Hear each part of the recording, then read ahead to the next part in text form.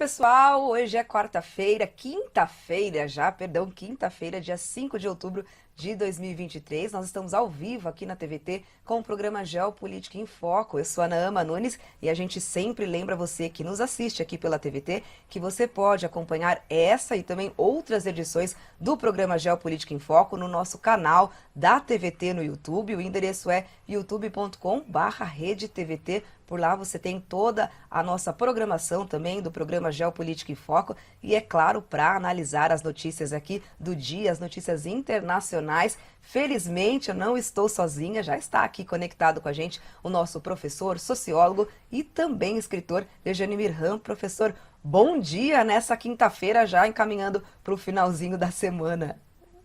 Obrigado, bom dia, Naama, bom dia, queridos telespectadores. Hoje nós teremos efemérides, teremos muitas notícias da Europa, da Ásia. Hoje o programa está trepidante.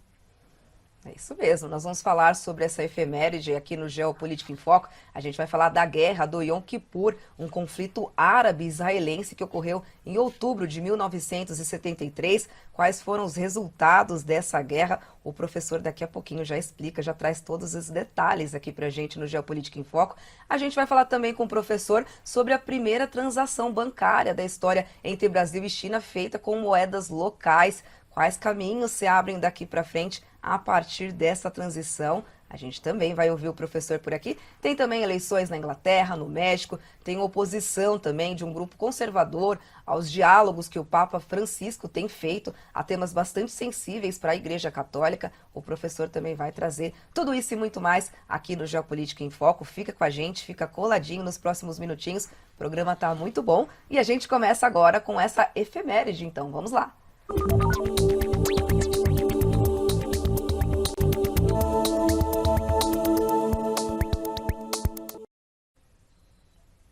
Professor, e a gente começa então falando sobre essa guerra do Yom Kippur no Oriente Médio, a guerra que teve início em 6 de outubro, né? E portanto amanhã aí marca essa data e terminou com a vitória de Israel e levou inclusive o Egito a reconhecer a existência do Estado de Israel. É isso, professor? Fala pra gente aqui desse contexto dessa guerra. Essa guerra é a quarta guerra desde maio de 1948. E é preciso reconhecer que Israel ganhou todas as guerras. Não é? Essa foi a única que, digamos, por iniciativa dos árabes, Israel começou perdendo, mas depois ela conseguiu reverter e foi ali na região do Canal de Suez. Yom Kippur era o dia, o calendário judaico, o calendário muçulmano é um calendário lunar, ele é móvel. Então não tem comparação com o nosso dia. Não é? Mas o dia do Yom Kippur é o dia da purificação, expiação, você tem que estar em jejum o dia inteiro. É um dia, então, que o povo judeu, no mundo inteiro, os seguidores praticantes do judaísmo, e em especial Israel, eles estão tudo em casa, não fazem absolutamente nada, independente do dia da semana que cai. É quase que um feriado religioso. Os árabes, então, sabendo disso, eles tomaram a iniciativa do ataque, obtiveram certo sucesso nos primeiros dias, momentos, mas isso acabou sendo revertida. Então, 50 anos, a data certa é amanhã, dia 6. Estou falando hoje porque o programa de amanhã, tem o Fala aí, professor, é um programa mais curto, né? Então fica aí a efeméride redonda, 50 anos do início do Yom Kippur, da guerra do Yom Kippur. Cravado, então, aqui para os nossos telespectadores. Professor, e agora vamos falar sobre geopolítica mundial.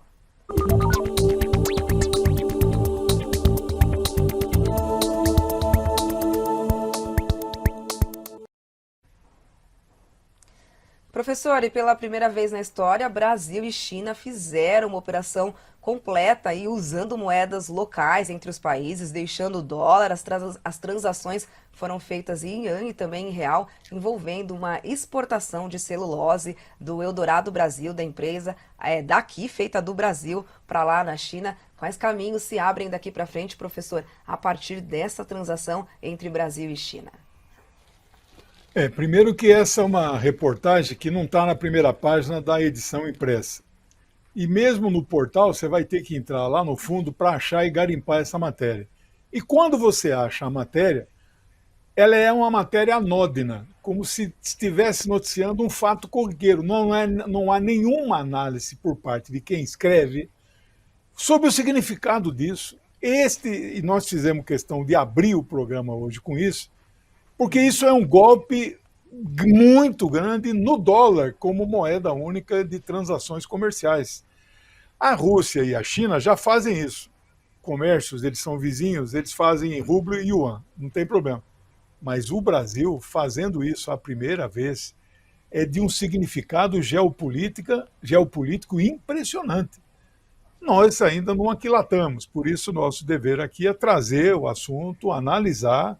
Isto é mais um passo na desdolarização do mundo, ou no chamado desacoplamento mundial do dólar. Né? Então, parabéns aí ao Brasil e à China que fizeram esse acordo em suas moedas locais. Tá aí o caminho, então, a ser trilhado. Professor, e vamos para a Europa agora.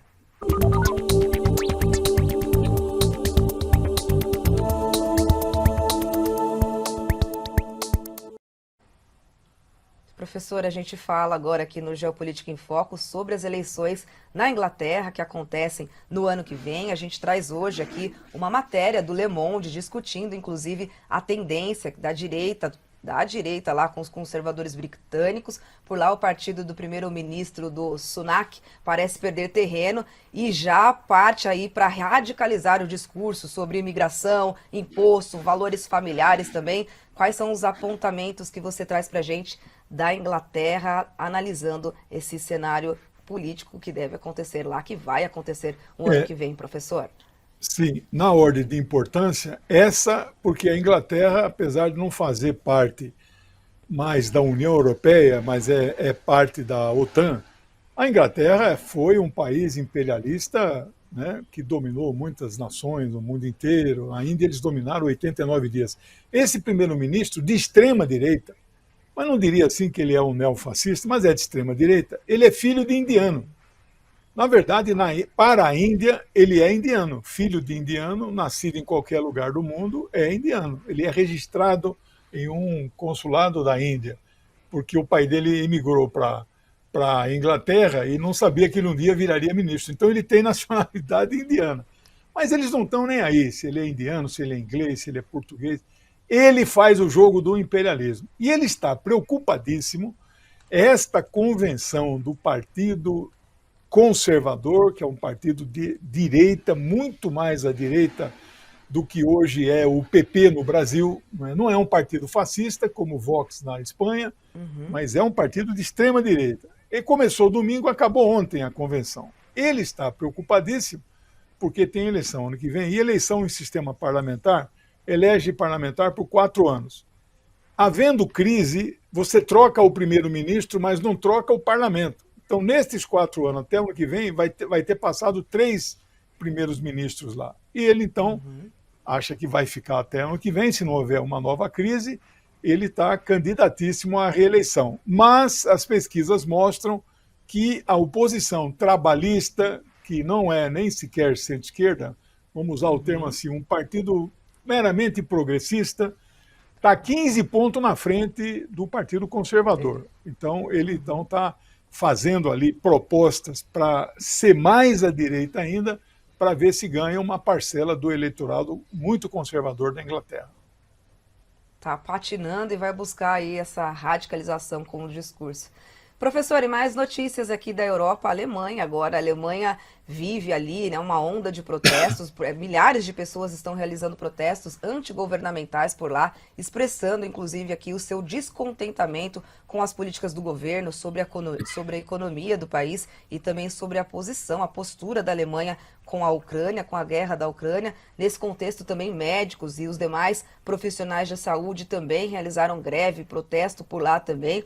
Os protestos, inclusive, coincidem com o Dia da Unidade Nacional da Alemanha e eles dizem que não tem motivos para comemorar essa data por lá. É isso mesmo, professor? Você vê que quando o Google traduz para o português, ele traduziu para o português de Portugal. Estão a Uhum, matar-nos. uhum. Nós diríamos no gerúndio, estão nos matando, né? Estão matando. Mas eu trouxe essa Isso. matéria, ainda não pode dizer que está generalizado na Europa a luta anti-guerra.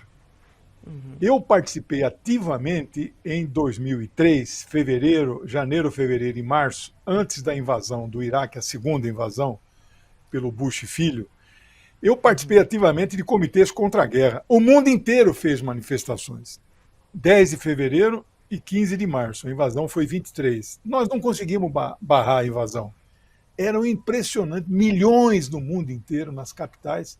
Este movimento na Europa ainda não se faz sentir.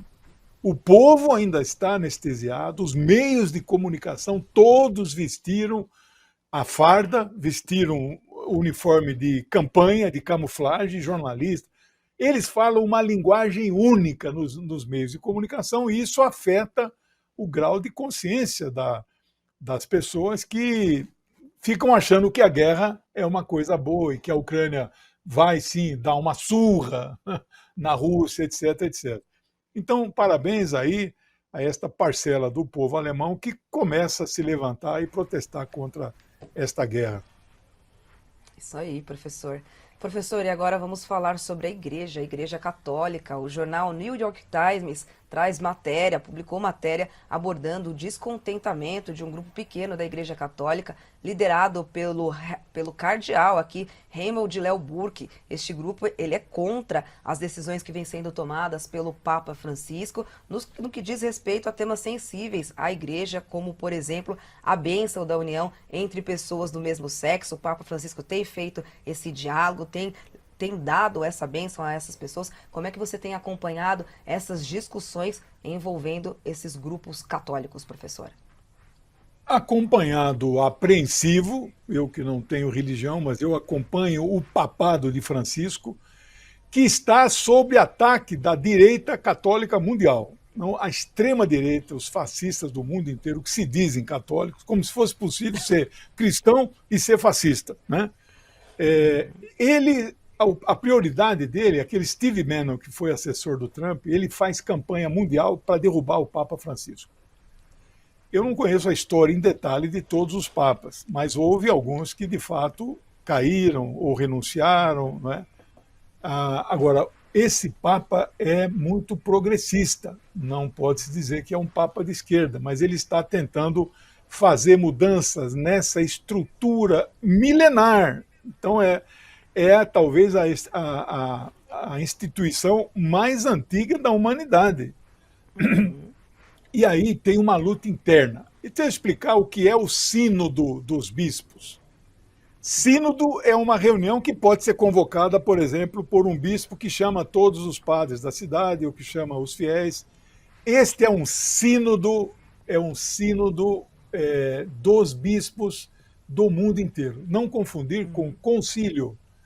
Concílio é uma coisa que delibera.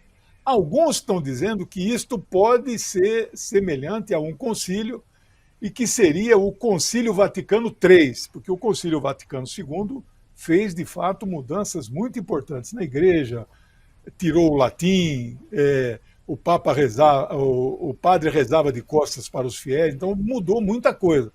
Agora, quais são uhum. as polêmicas daí? As polêmicas daí que ele quer ver como as mulheres participam mais, não sei ainda se vai chegar a elas serem ordenadas, né? Padre não pode ser, vai ter que inventar um outro nome, não é? Porque se for freira, freira não celebra a missa. Né? Então, se as mulheres tiverem o mesmo direito dos padres, vamos ver que nome eles vão encontrar, mas elas poderão ser ordenadas. Não é?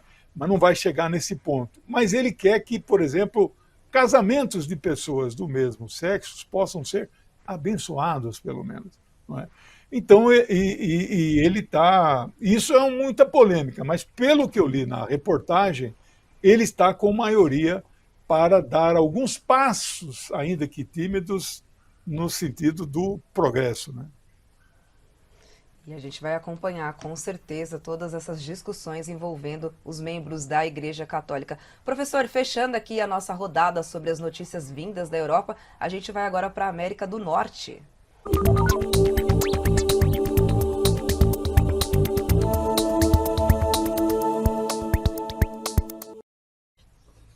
Professor, tema da nossa conversa agora é o México, porque o México também realiza suas eleições presidenciais no ano que vem.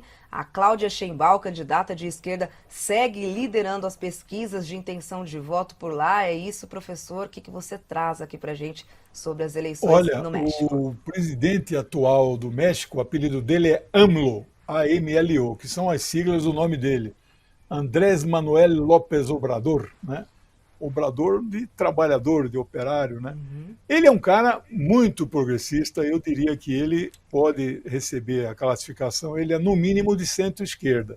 Está fazendo um bom governo e a candidata que ele apoia, do partido dele, chamado Partido Morena, abriu 20 pontos percentuais em relação à segunda candidata. Ela deve, então, ser eleita presidente do México.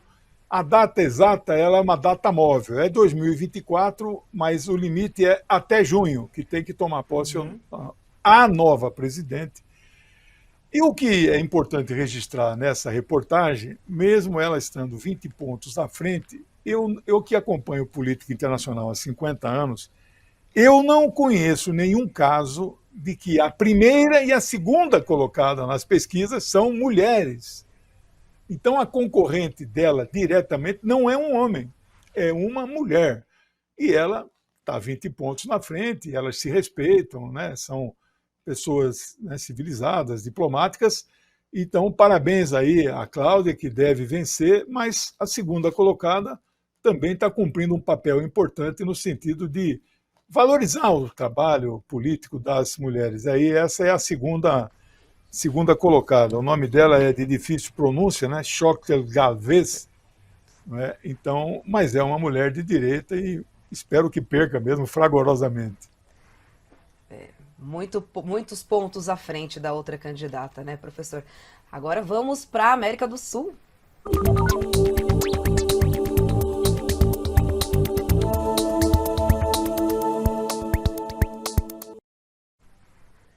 Professor, e anúncio aqui do Equador, o Equador confirmou que tropas dos Estados Unidos vão realizar operações de curto prazo no seu território. O presidente do Equador, Guilherme Lasso, disse que busca estabelecer o que há de mais próximo com o Plano Colômbia. O que é esse Plano Colômbia? Que operações são essas, professor, a serem realizadas no território equatoriano? O Plano Colômbia é muito antigo. Sob o pretexto de combater o narcotráfico na Colômbia, os Estados Unidos montaram bases militares em vários países da região, que agora eles começam a ficar meio encurralados. Mas o Equador, o sonho de consumo dos Estados Unidos é ter uma base no Equador. Não tem, porque o Equador foi governado durante pelo menos 8 anos por um presidente muito progressista que sofreu lawfare igual o nosso presidente Lula, está exilado, está morando na Bélgica com a esposa, porque se pisar no Equador ele será preso. O Equador terá eleições agora dia 15 de outubro, sem ser esse domingo próximo, o outro, que aliás também nesse domingo próximo, o outro, dia 15, terão eleições na Polônia, e o governo pró-guerra pode perder as eleições. E no dia do terceiro domingo, 22, vem aqui eleição para a Argentina. Então você veja que esse mês aqui tem muito assunto para nós conversarmos a partir da semana que vem. Bom, o Equador atualmente é governado por um presidente de extrema direita. Pior do que ser de extrema, não é neofascista, mas é um homem de extrema direita, conservador demais. Pior do que isso, ele é um neoliberal, ele é um banqueiro. O que é o neoliberal? É aquele que defende a chamada financiarização do capital. Ou Uhum. seja, o capital não é produtivo. Em vez de criar emprego, abrir empresa, criar postos de trabalho, ele deixa o dinheiro parado no banco, né, rendendo juros. Ele é banqueiro. Ele fez aquilo que popularmente se chama de morte cruzada. Ele convocou eleições gerais, né, que inclusive ele encurtou o seu próprio mandato e também dissolveu lá o parlamento e a constituição destes países ali mais ao norte da nossa subcontinente, eles permitem dissolver o parlamento brasileiro. Aqui no Brasil, não sei se o presidente tem este poder. Então é morte cruzada, ele matou os dois, e estas eleições são muito importantes. E aí vamos ver, o candidato do Rafael Correia, ex-presidente, está em primeiro lugar nas pesquisas, mas está muito pau a pau. O segundo colocado, que é apoiado por toda a direita lá do Equador, também tem chance já é segundo turno, né? E esta manobra militar, por menor que seja, veja a imagem do presidente com chapéu de exército, etc., né? Então, por menor que seja, que eles tentam minimizar, não, é uma operação militar muito pequenina, não se preocupe e tal, é perigosíssimo. É mais uma base militar que poderá ser instalada em nosso subcontinente. Tá aí, então, a gente vai acompanhar com certeza todo esse cenário por lá, todas as eleições que acontecem ainda esse mês. Professor, vamos agora para o Oriente Médio.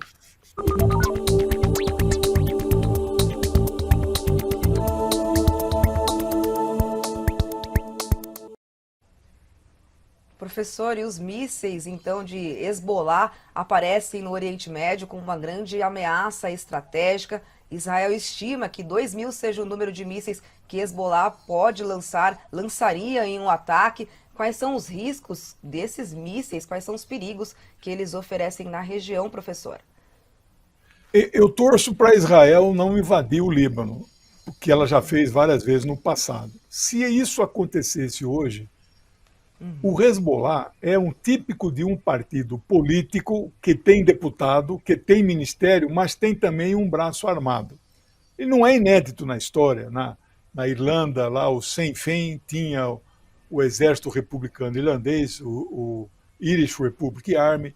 O partido do Mandela, o CNA, tinha um braço armado chamado, na língua Zulu, um Conto Isizwi. E o Mandela, pessoalmente, era o comandante da luta armada. Então, no Líbano, nós sabemos que, historicamente, o Líbano tem um exército muito limitado. Até por exigências de Israel, a capacidade militar ofensiva do Líbano é muito reduzida. Eles têm restrições de comprar algum tipo de armamento, coisa que o Hezbollah não segue essas regras, né?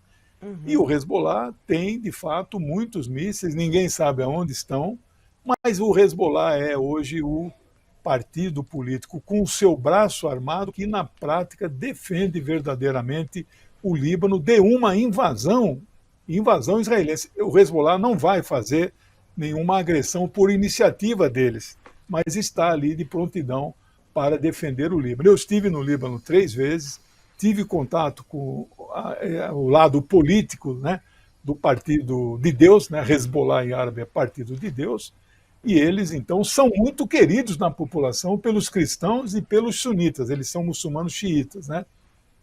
A população, de um modo geral, sabe que quem protege, quem defende o Líbano é o Hezbollah. Então, pela primeira vez, assim, um general, mesmo que seja um general da reserva, ele deu uma declaração reconhecendo o poder dos mísseis do Hezbollah, que é inimigo, basicamente, de Israel, né? Tá certo. Professor, a gente tem uns minutinhos finais aqui no programa Geopolítica em Foco, mas a gente tem bastante participação hoje dos nossos internautas no canal da TVT ali no YouTube. Tem uma pergunta do Márcio da Costa, ele que é do Juazeiro do Norte, lá no Ceará, audiência nossa lá no Ceará. Ele quer saber, professor, se essa crise do petróleo de 73 tem alguma relação com a guerra do Yom Kippur, professor. Não, eu não vejo uma relação direta, né? Ali tem a ver com a questão do canal de Suez, mas a crise do petróleo, né? O barril estava $2, $3, pulou para 12.